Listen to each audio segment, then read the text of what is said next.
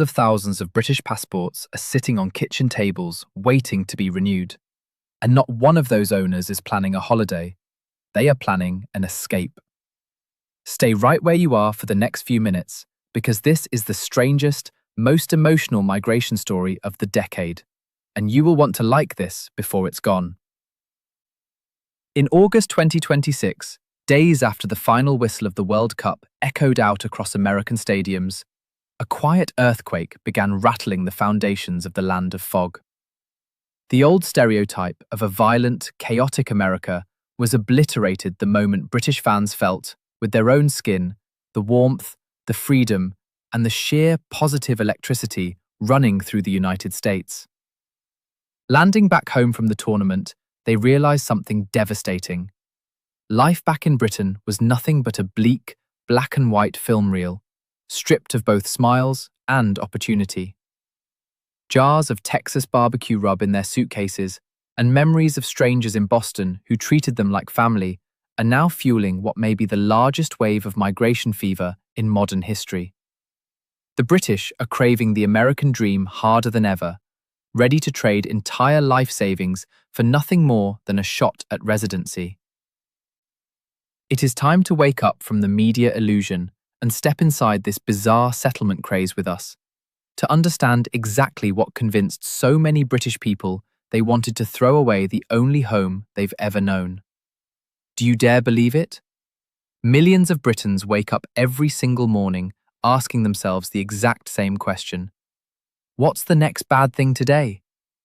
That is not a diagnosis. That is simply the internal clock of an ordinary UK citizen. And then, right after the World Cup, a mass psychological rupture happened. The second English supporters landed in America and stumbled onto a truth nobody had warned them about. Americans wake up genuinely convinced that today is going to be a great day. Americans move through life like they're the main character. The British move through life like the plot is about to turn against them. In America, people are loud, they're expressive, they chase what they want out loud and in public. They cheer each other on. Back in the UK, there's no cheering section at all. Pitch someone a good idea, and the reflex is to tell them it's a bad one, withholding any support until after they've already succeeded without you. It's not a small cultural quirk, it's practically a national reflex, a kind of default pessimism baked into daily interaction, and once you've felt the alternative, it's very hard to unsee it. One traveller put it simply, it felt like stepping into America was stepping into real life, like colour had been switched back on after years of grayscale, whereas in Britain, even on a rare sunny afternoon, nobody in the street acts like the sun is actually out. Constant, low-grade misery, like a permanent overcast mood, regardless of the forecast. It hit like a full culture shock inversion, flipping everything upside down. Fans from London have openly admitted that simply breathing American air made them feel colour returning to their souls. And the numbers back the vibe up. While London stays loyal to its eternal grey drizzle, roughly 90% of the World Cup unfolded under blinding, golden American sunshine. But this was never really about the weather. It's about an entirely different human operating system. One long-term expat, who spent over a decade split between San Francisco and Houston, laid it out plainly, having watched clip after clip of Europeans admitting they wildly underestimated how much they'd end up loving America. It isn't the food, he said, and it isn't the scenery, though both are incredible in their own right. It is the people, who exist on an entirely different plane of happiness. Walk down a street in the UK next to a stranger, and their head stays down. No eye contact, no good morning. Walk down a street in America, and total strangers greet you, ask about your morning, and somehow leave you buzzing off a 30-second conversation. Americans, he said, simply seem happier to be alive than anyone else on the planet, and he's noticed it every single time. Americans move through the world like they're the centerpiece of a hopeful, exciting film. The British, by contrast, seem resigned to playing bland supporting characters in a grey, grumbling stage play perform daily on the subway. In the States, a passing, "Good morning, how are you?" from a total stranger isn't forced small talk, it's genuine warmth, and the boundless, almost aggressive positivity of the people carries a kind of healing force strong enough to soften even the most exhausted soul from the old continent. Even a hardened traveler who has crossed 83 different countries had to admit that nowhere else on earth makes you feel as unmistakably alive as America does. European media loves to paint America as some deranged action film, all gunfire and chaos and crisis, and it's simply not accurate. After extensive travel through the States, this traveler insists there is no friendlier population anywhere, no deeper hospitality they've ever encountered. And they say it having also toured extensively through both Western and Eastern Europe. It rewired their whole understanding, and it took time to accept that America wasn't the cold, hard place Europe can often be. Slowly, without even trying, America brought out their best selves, and nowhere is that clearer than food culture. They were told it would be nothing but fast food, oversized and flavorless. The opposite turned out to be true. It's worth remembering that most of what the UK actually consumes about American culture comes filtered through things like Grand Theft Auto, a franchise that, ironically, was built by a British studio in Edinburgh, meaning an entire generation grew up believing chaos and violence defined America, when that simply isn't the reality on the ground. The physical contrasts only deepen the shock. Take the infrastructure. American plumbing somehow lets you take a scalding, high-pressure shower at the exact same moment someone downstairs is running the dishwasher. An absolute fantasy compared to the old, rusting, dripping pipework of a typical English home. After a month living in the States, returning to England makes everything, the streets, the cars, even the shops, look like it was built to child-size scale. This isn't a football holiday. This is a full psychological baptism. Would you trade a polite, elegant but ice-cold cup of tea for the blinding grin of a Texas cowboy? Why are Americans this relentlessly upbeat? Is it something in the tap water? The uncomfortable truth is that it's dangerously easy to get swept up by a few golden weeks of vacation brain. But smiles and hospitality aren't the only thing quietly working on tourists' hearts. Global media has spent years hammering one specific insecurity about this country: safety. Is America really the lawless action movie the news keeps selling? Let's actually look at it. For years, an almost invisible smear campaign has run without a hitch. The internet has painted America as a horror film soaked in instability and hostility. Then, as English fans streamed home after the World Cup, an entire wave of posts under the banner, "We owe America an apology," exploded across social media.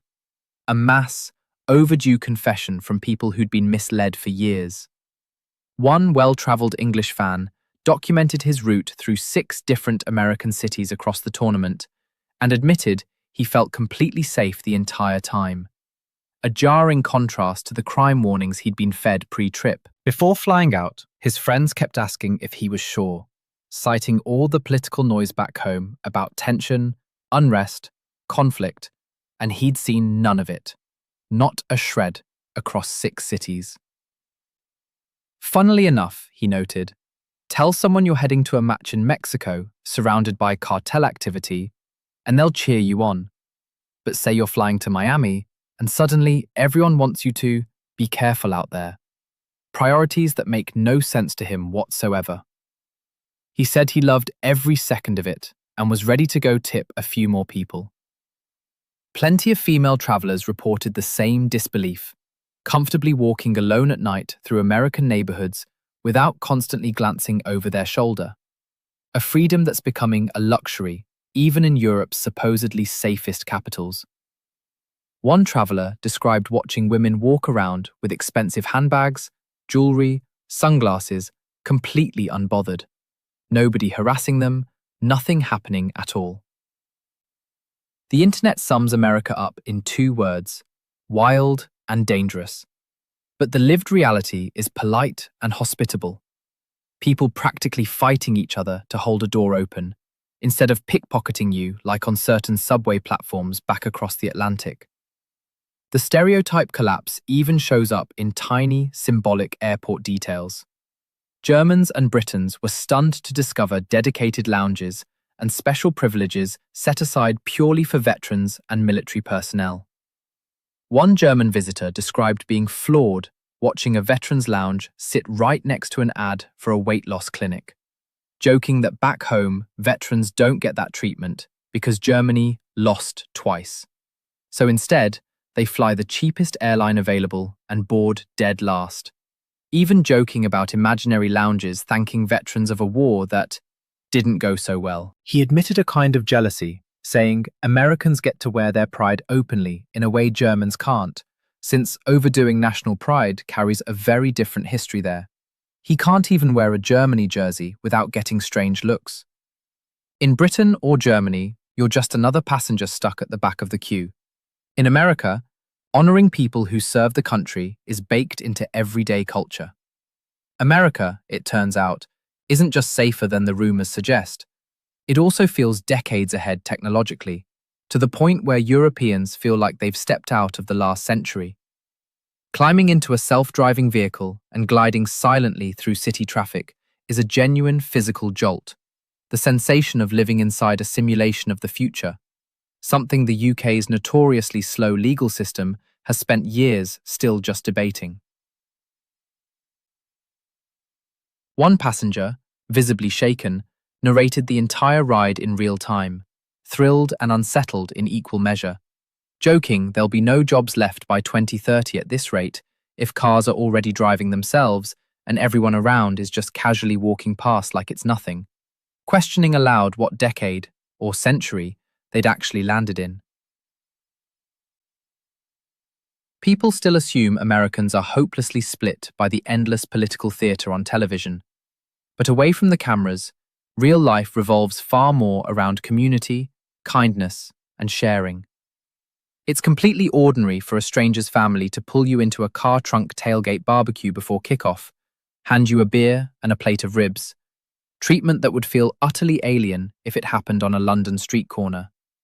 Frankly, the world owes America a fairer read, instead of fixating on the exaggerated 1% of negativity endlessly recycled by the media. Isn't it telling that the thing that shocks visitors most about America isn't the skyscrapers, it's the sheer willingness of ordinary people to help? If America were truly as dangerous as its reputation claims, why are millions of intelligent, rational people doing everything they can to forget the way home? But the apology wave is only the beginning. Next comes a different kind of baptism entirely, one delivered not through theory or ritual, but through actual flavour, a force strong enough to make people want to shred their own passports and stay for good. There's an old joke that the English once conquered half the globe chasing spices, only to come home and settle for beans on toast. That flat, bland palate collapsed completely in August 2026. After an entire World Cup season baptized in American seasoning, English fans came to a grim realization. The food back home had quietly been a form of suffering all along. Tasting a proper American burger for the first time, a towering, dripping monster loaded with cheese and peppers left one traveler stunned at a size he'd genuinely never seen in his life. Gooey and messy and completely worth it. Then came the fry sauce nobody could quite explain, followed by the now infamous move of dunking hot fries straight into a milkshake. A combination that sounded disastrous on paper and turned out to be a genuinely brilliant marriage of salty, sweet, hot, and cold. Bloody brilliant, by his own account. Talking about American cuisine and stopping at fast food is a catastrophic failure of understanding. Consider Texas brisket, smoked low and slow for 12 to 20 hours until it's tender enough to cut with a plastic fork and melts on contact. For plenty of European visitors, that's not dinner, that's a religious experience.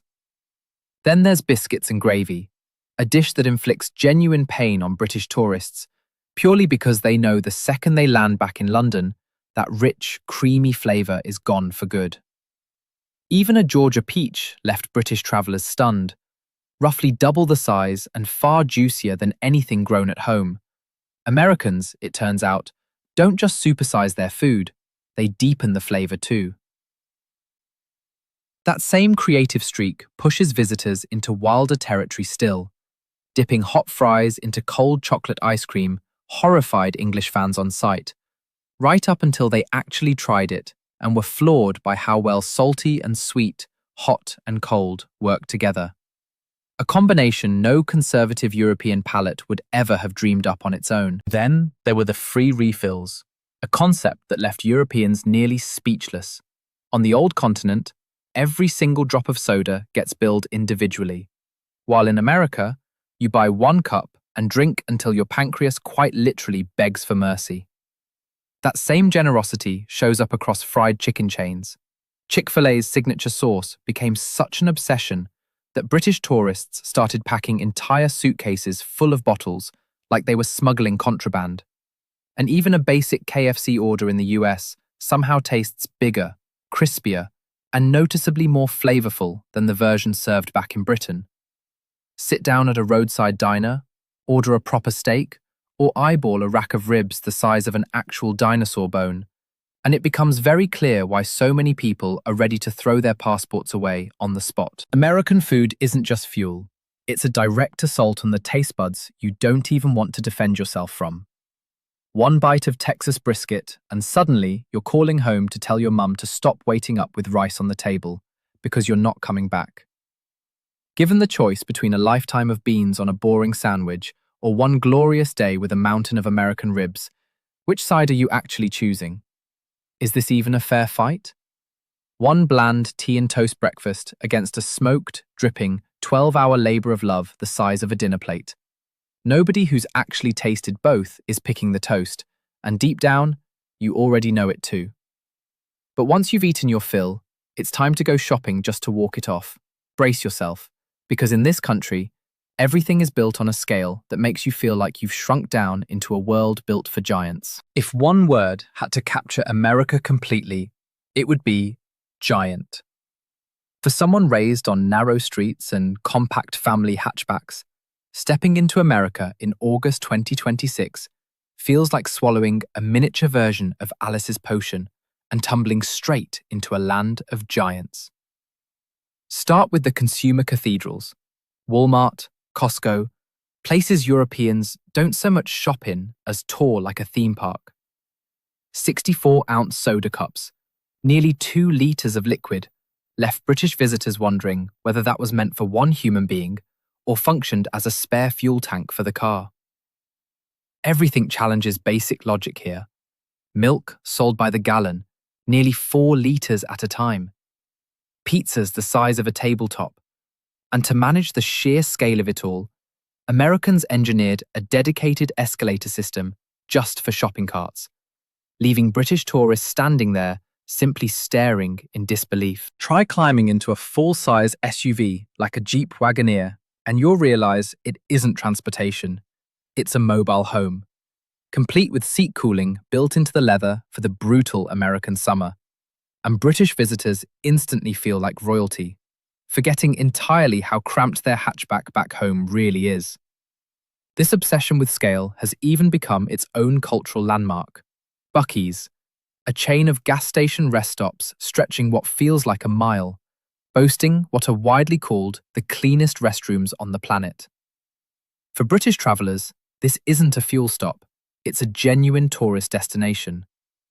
Then there's Bass Pro Shops and Cabela's, outdoor retail complexes so enormous they function like a natural history museum, complete with indoor fish ponds and artificial waterfalls. Even the most mundane household detail, like an automatic ice maker built into the refrigerator door, has become an object of pure envy for European visitors used to cracking tiny plastic ice trays by hand. Americans, it seems, are obsessed with the cold. Air conditioning runs at full Arctic blast constantly, and Europeans visiting for the World Cup consistently underpacked warm clothing blindsided by just how aggressively American buildings chill the air. Naturally, scale on this level comes at a price.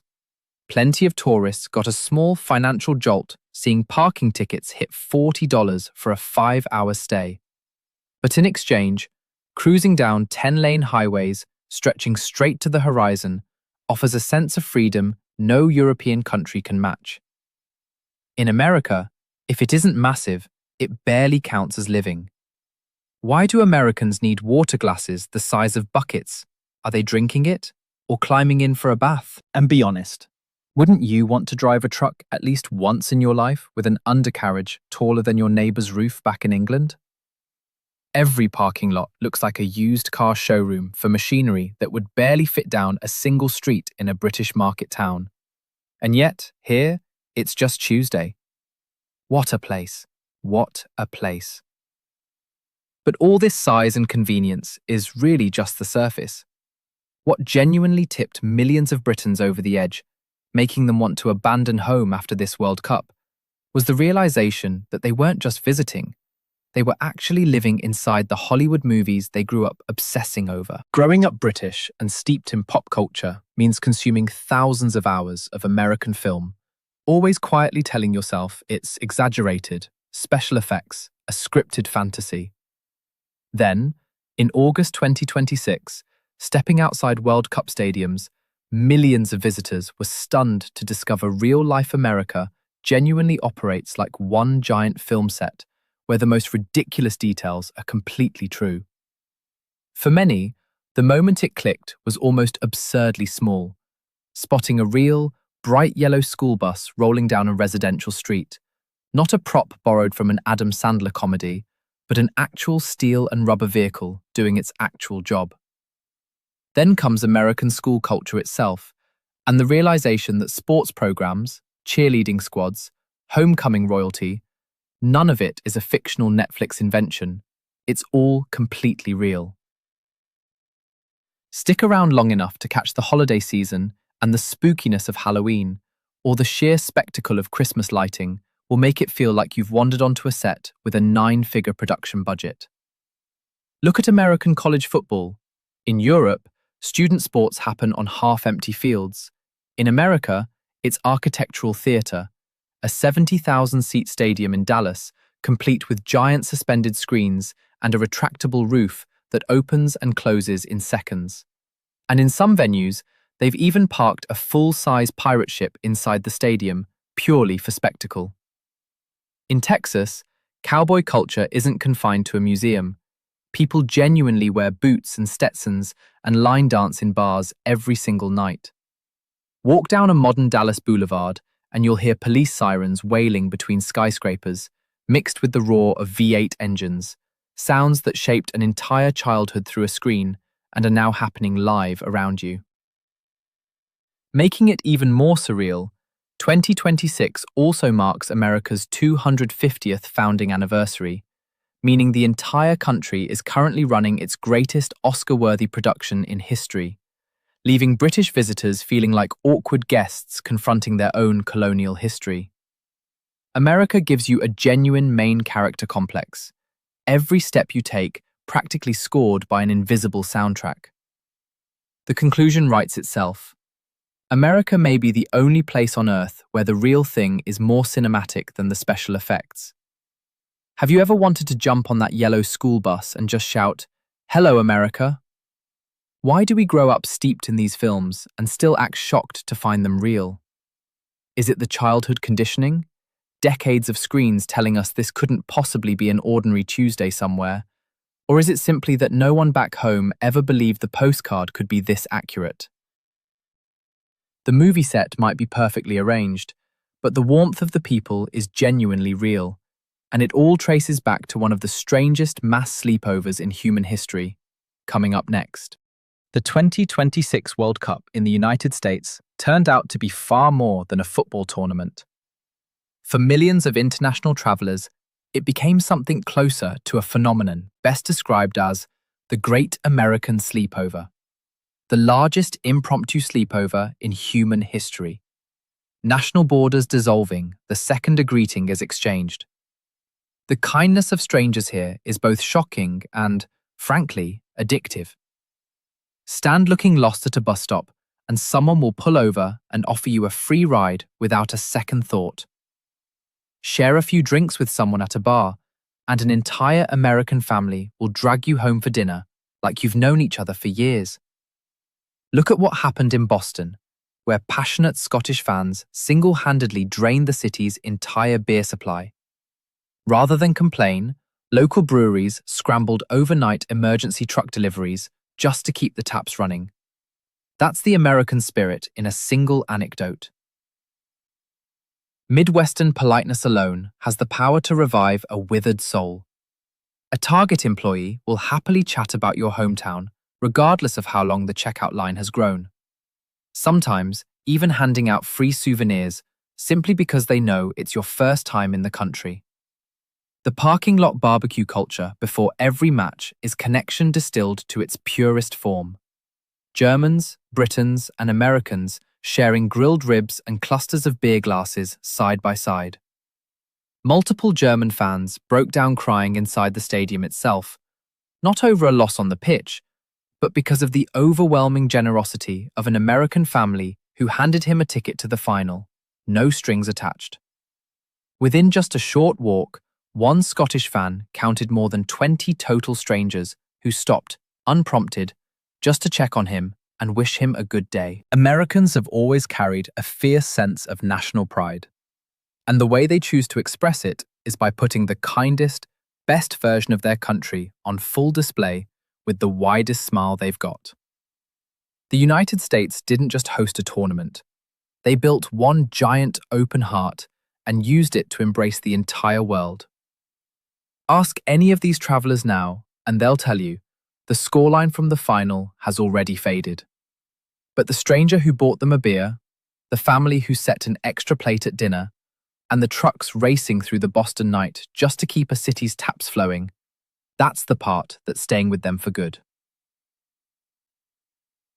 By August 2026, planes from the United States were touching down on runways across London, carrying passengers whose bodies had returned to Britain while their souls had stayed behind, somewhere across the Atlantic for good. The shock of colour returning to daily life, the collapse of decades of media stereotypes, the pull of Texas brisket, and the tearful generosity of total strangers all combined into arguably the largest psychological baptism recorded in modern history. America didn't just successfully host a World Cup, it managed to redefine the American dream in the hearts of an entire generation of Europeans. So, is this a genuine awakening to a livable paradise, or simply a glamorous honeymoon phase for tourists passing through?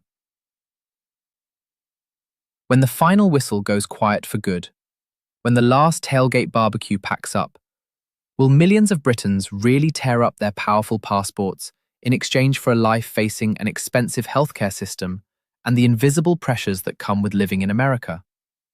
The choice is entirely yours. If you had the option to sell every house and car you own back home for a one-way ticket to immigrate to the United States today, would you actually take that trade? Drop your answer in the comments below. We genuinely want to hear where you land on this. Give this video a like if you found it interesting, share it with a friend who needs something to argue about, and subscribe with notifications turned on so you don't miss the next deep dive into this ongoing shock. Please note that this video is based on personal experiences, travel trend observations, and popular culture reactions gathered from international tourists following the 2026 World Cup. It is intended as an experiential, entertainment-driven, culturally focused discussion, not an endorsement of illegal migration, and it does not represent any political position or legal advice regarding immigration or settlement procedures.